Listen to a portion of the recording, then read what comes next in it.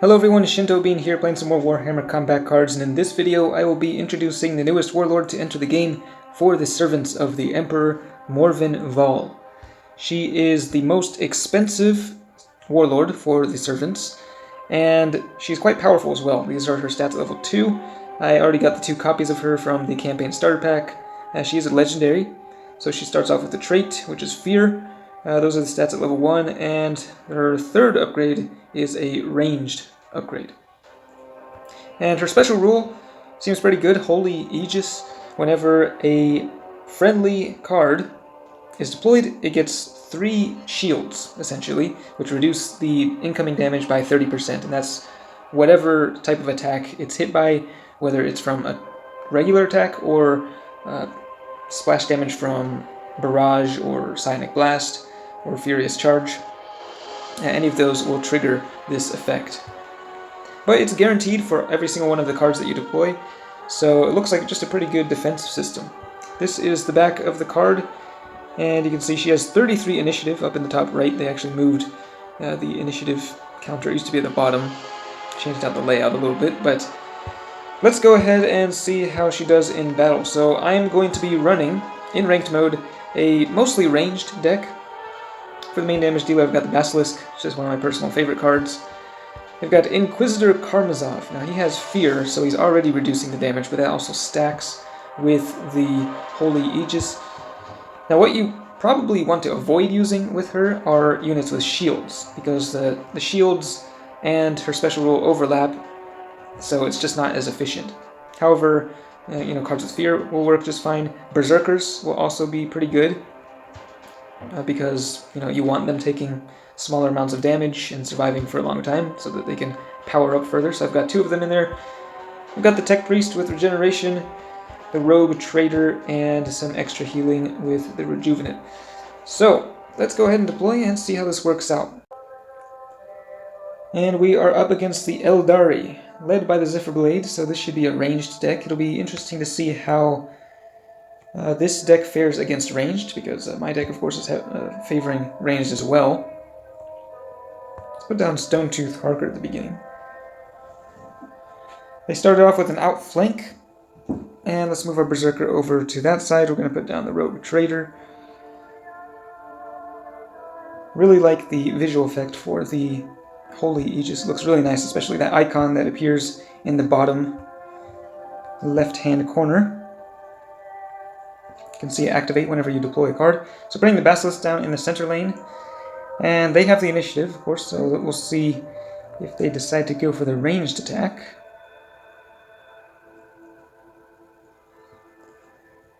Okay, Mordaka, I like that name. So 74 damage getting reduced to, what was it, 50 something? So it's not a tremendous amount of damage reduction, but it is enough, and if it's able to keep your cards alive for 1 extra turn, then I think it's doing its job just fine. We are dealing less damage this turn, but the Basilisk will be able to take out 2 units with its barrage. And actually, yeah, managed to clear the whole board. It worked out pretty nicely. And we still got the protection from the Holy Aegis. Of course, they're getting, they've got Psionic Blast. Okay, so that's going to be really good. Psionic Blast is actually the best way to clear out all of these mini shields, so looks like my guys are not going to be surviving for too much longer. The Basilisk actually already very vulnerable, and it is going down. That is very unfortunate. Stone-Tooth Harker's getting poisoned as well. So yeah, that was a really great counter. Now they're going to be deploying their final bodyguard, and it is the Crimson Hunter, so pretty strong deck here. Very strong, actually. Let's take a look at the levels. Level 4 Crimson Hunter, level 7 Morvenn Vahl. That guy is really strong. Hits like a truck. Level 7 Wraith Fighter. And yeah, the Warlord's at level 7. So this is a pretty high tier deck, I'd say. Do we want to switch over to melee? I mean, Stone-Tooth Harker, he's going to die no matter what, I think. Let's see, this thing does 115. Wow, it's just a lot of damage. I don't know if I can actually deal with this amount of damage output. especially that since we got outflanked. Okay, well, we do have the Inquisitor, so he's going to be, I think, pretty important. Let's drop him across from the Crimson Hunter. I'm not sure if this guy, the Tech Priest, is going to survive. Wow, this is not looking so good. All right, we'll go with the melee attack, I guess. Since they do have the Wraith Fighter, that can deal a lot of psychic damage. And look at how much of a psychic attack they have charged up, ranged as well from the outflank. So yeah, this is going to be dealing a whole lot of damage, that's for sure. They're also going to be getting the stacks, of course, once the first card dies. So 125 damage, 129. Will it survive? Yes, 91. So there we go. And only 52 damage from the Crimson Hunter. So that was pretty good. Fear, of course, doing a nice job of stacking with the protection from the Holy Aegis. And we can heal. I might want to save that for the Warlord, though, actually. We got another Berserker. Yeah, I'm thinking maybe going with the Berserk might be a good idea. We'll drop down the Eversor Assassin in the center lane, see if we can use him to take out Morvenn Vahl. Go with the melee attack. I think the Inquisitor should be able to deal with the Crimson Hunter. Although it'll take him a little while. He doesn't have the highest damage output. Okay, another Psionic Blast just ripping through the ranks. And another big ranged attack, just getting more and more damage every turn, but 110 damage getting reduced to 77, and he's able to counter for a pretty good attack there as well. Now he has lost all of the stacks though, so of the Holy Aegis, so the Eversor Assassin, I'm afraid, is not going to survive for much longer. Do we want to put down Morvenn this turn is the question. Now we do actually have a... You know what? Might be a good idea to go for the ranged attack, actually. Because if we go melee, then the Crimson Hunter is just going to survive. I'm not sure, actually. Well, I think, yeah, we may just go for that. I guess it doesn't really make a huge difference.